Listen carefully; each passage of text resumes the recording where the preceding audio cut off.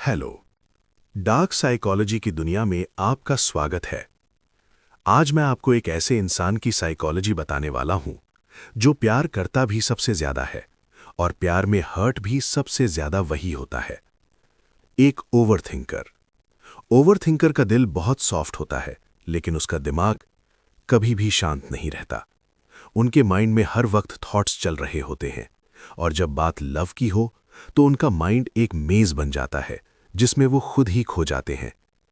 अगर आप कभी किसी ओवरथिंकर से प्यार कर चुके हो या खुद एक ओवरथिंकर हो, तो आज की ये कहानी आपको अंदर तक समझ आएगी। सब कुछ शुरू होता है एक सिंपल सी फीलिंग से, कनेक्शन। एक मैसेज, एक कॉल, एक छोटी सी बात, और धीरे धीरे एक ओवरथिंकर किसी इंसान से इमोशनली अटैच हो जाता है। लेकिन यहीं से शुरू होती है उनके माइंड की सबसे बड़ी प्रॉब्लम, क्योंकि एक ओवरथिंकर सिर्फ प्यार नहीं करता, वो प्यार को एनालाइज करता है। हर वर्ड, हर मैसेज, हर पॉज, हर साइलेंस, सब कुछ। सोचो, आपने किसी को मैसेज किया और उसने रिप्लाई थोड़ा लेट किया।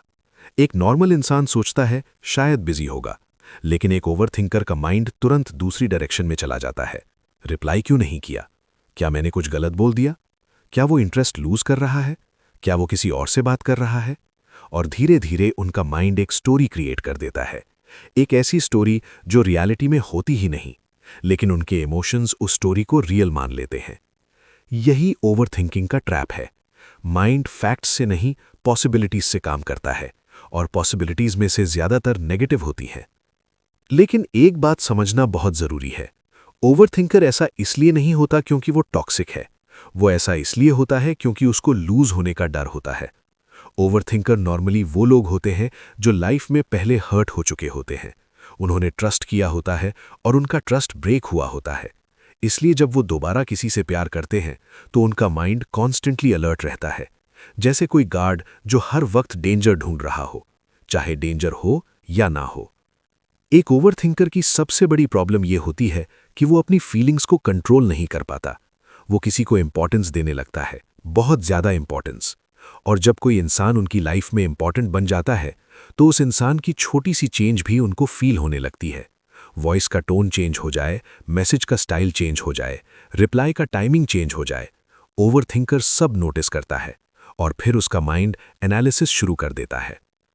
कभी कभी ओवरथिंकर खुद से ही लड़ने लगता है। उनका दिल बोलता है सब ठीक है, लेकिन उनका दिमाग बोलता है नहीं, कुछ गलत है। दिल कहता है ट्रस्ट करो, दिमाग कहता है केयरफुल रहो, और ये साइलेंट वॉर उनके अंदर चलती रहती है, रोज, हर दिन, हर रात। सबसे इंटरेस्टिंग बात यह है कि ओवरथिंकर दुनिया के सबसे लॉयल लवर्स होते हैं, क्योंकि वो प्यार को गेम नहीं समझते। उनके लिए रिलेशनशिप एक रिस्पॉन्सिबिलिटी होती है। वो प्रॉमिसेस को सीरियसली लेते हैं, वो स्मॉल डिटेल्स याद रखते हैं। उनको याद होता है आपको कौन सी चीज पसंद है, आपको किस बात से हर्ट होता है, आप कब सैड थे, आपने कब क्या कहा था। उनके लिए लव एक डीप इमोशनल कनेक्शन होता है, सरफेस लेवल अट्रैक्शन नहीं। लेकिन इसी वजह से ओवरथिंकर सबसे ज्यादा हर्ट भी होते हैं, क्योंकि वो अपना हार्ट ईजिली किसी को नहीं देते, और जब देते हैं तो पूरा देते हैं, 100%। हाफ लव उन्हें आता ही नहीं। इसलिए जब उनको फील होता है कि सामने वाला इंसान उतना इन्वेस्ट नहीं कर रहा, तो उनका माइंड पैनिक करने लगता है। और फिर शुरू होता है सेल्फ डाउट। क्या मैं इनफ नहीं हूं? क्या मैं बोरिंग हूं? क्या वो किसी बेटर इंसान को डिजर्व करता है? क्या एक दिन वो मुझे छोड़ देगा? ये क्वेश्चंस धीरे धीरे उनकी सेल्फ कॉन्फिडेंस को डिस्ट्रॉय कर देते हैं, जबकि रियलिटी में प्रॉब्लम उनमें नहीं होती, प्रॉब्लम उनके माइंड के कॉन्स्टेंट एनालिसिस में होती है। एक और इंटरेस्टिंग चीज होती है ओवरथिंकर्स के साथ, वो अपनी फीलिंग्स ओपनली एक्सप्रेस नहीं करते। बाहर से वो नॉर्मल लगते हैं, काम, स्ट्रांग, कॉन्फिडेंट, लेकिन उनके माइंड में एक स्टॉर्म चल रहा होता है। वो अपने थॉट्स किसी को बताते नहीं, क्योंकि उनको लगता है लोग उन्हें ड्रामेटिक समझेंगे। इसलिए वो चुप रहते हैं, और चुप रहकर और ज्यादा ओवरथिंक करते हैं। लेकिन अगर कोई इंसान उनको जेन्युइनली समझ ले, उन्हें रीअश्योरेंस दे, उन्हें फील कराए कि मैं कहीं नहीं जा रहा, तो एक ओवरथिंकर दुनिया का सबसे लॉयल पार्टनर बन सकता है। वो चीट नहीं करेगा, वो इजीली गिव अप नहीं करेगा, वो रिलेशनशिप को फाइट करके बचाने की कोशिश करेगा, क्योंकि ओवरथिंकर का प्यार फेक नहीं होता, उनका प्यार डीप होता है। लेकिन अगर कोई इंसान उनको रिपीटेडली इग्नोर करता है, उनकी फीलिंग्स को लाइटली लेता है, तो एक टाइम के बाद ओवरथिंकर थक जाता है और फिर वो साइलेंटली डिस्टेंस बना लेता है। ना ड्रामा, ना आर्ग्यूमेंट्स, ना एक्सप्लेनेशन, बस एक दिन वो इमोशनली डिस्कनेक्ट हो जाता है। और जब एक ओवरथिंकर इमोशनली डिस्कनेक्ट हो जाता है तो फिर वो वापस रेयरली आता है। सच ये है, ओवरथिंकर का प्यार डिफिकल्ट हो सकता है, लेकिन उनका प्यार रेयर होता है। अगर किसी की लाइफ में एक ओवरथिंकर है तो उस इंसान को समझना चाहिए कि उसके पास कोई नॉर्मल लवर नहीं है। उसके पास एक ऐसा इंसान है जो हर मोमेंट फील करता है, हर इमोशन डीपली एक्सपीरियंस करता है और हर रिलेशनशिप को सीरियसली लेता है।